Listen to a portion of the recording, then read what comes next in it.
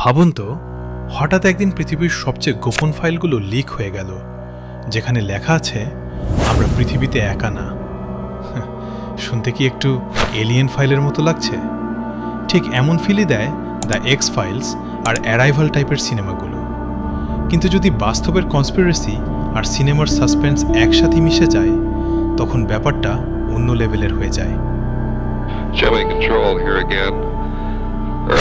ভাবুন, সরকার বছরের পর বছর সত্য লুকিয়ে রেখেছে।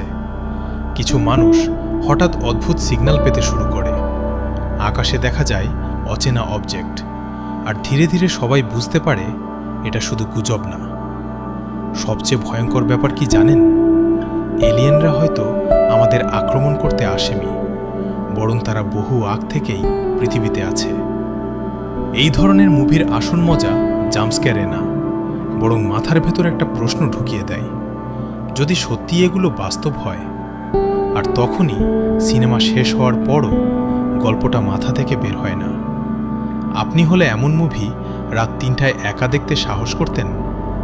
এই মুভিগুলো আমাদের ওয়েবসাইটে দেওয়া আছে, চাইলে দেখে আসতে পারেন, লিঙ্ক ডিসক্রিপশনে দেওয়া আছে। আর আমাদেরকে ফলো দিয়ে রাখেন, তাহলে তো এমন আরও কিছু রোমাঞ্চকর মুভির ব্যাপারে জানতে পারবেন।